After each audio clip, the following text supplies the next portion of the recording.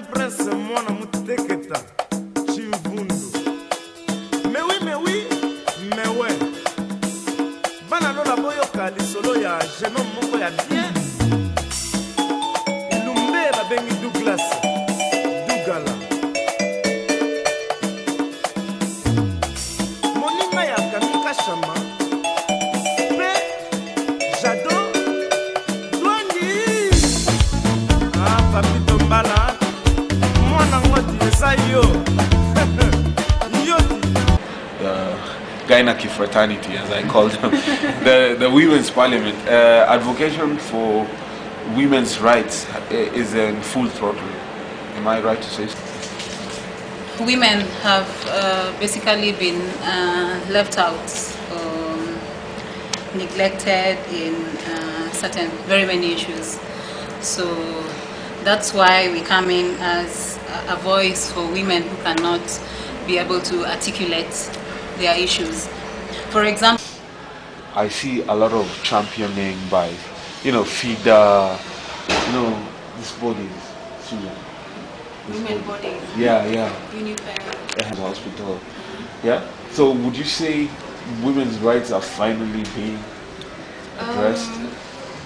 So, not finally. Finally, we've just started. Like, it's an initiative that is very recent. We find now people are championing that because of an increase in the lack of basic necessities. Like, you find very many kids can't go to school because of lack of sanitary towels. You see, that's not something you would go through as a boy child. So you find that there are special needs that these organizations for women are there to protect.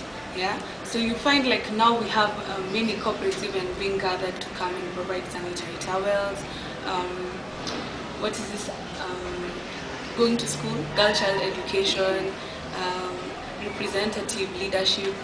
So those are issues that were forgotten or neglected, but are very paramount to making women more, empowered to have a basic equal platform with another, say, a man.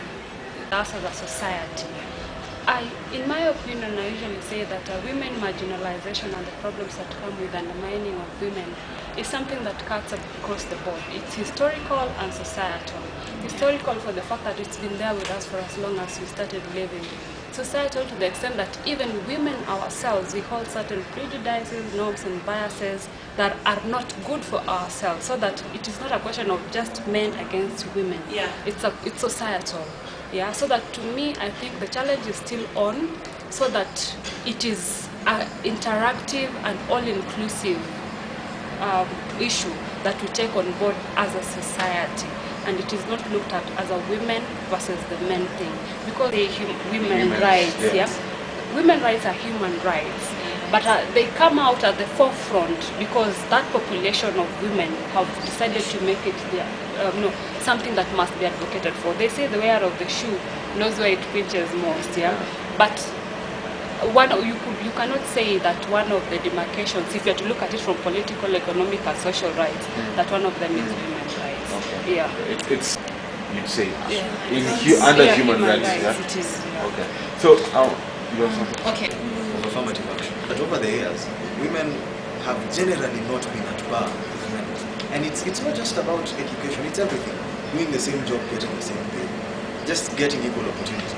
So as we speak, women's rights are seen as special rights, not because they are any less, but because they've been treated less throughout policies that are there.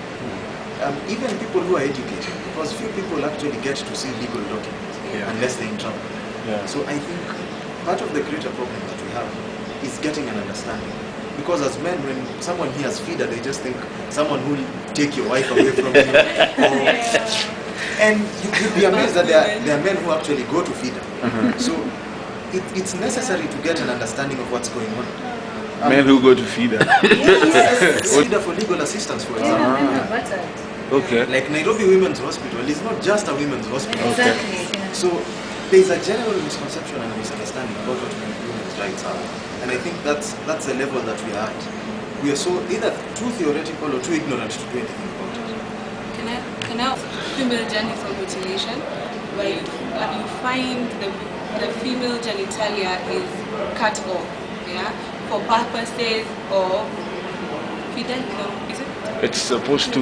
It's an initiation to womanhood. It's an initiation, and as well prevent. I think it prevents straying of the spouse as well. So it's all this cultural. Yeah, but don't you think?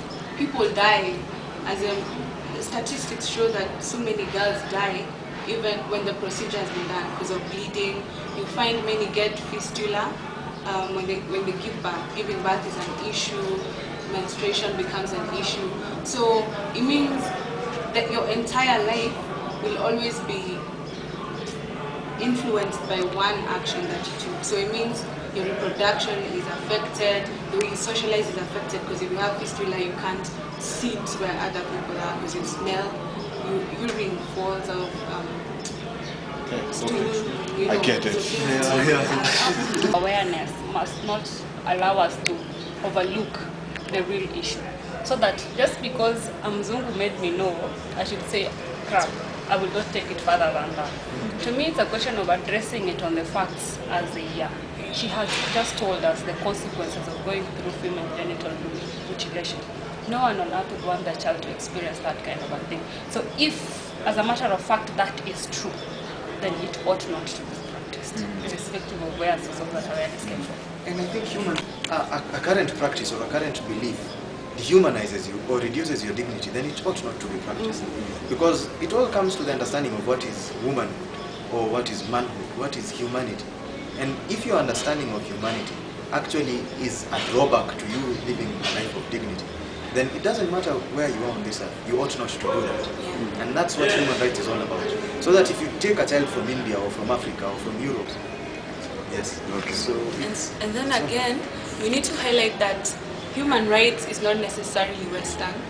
We have our own traditional set of laws.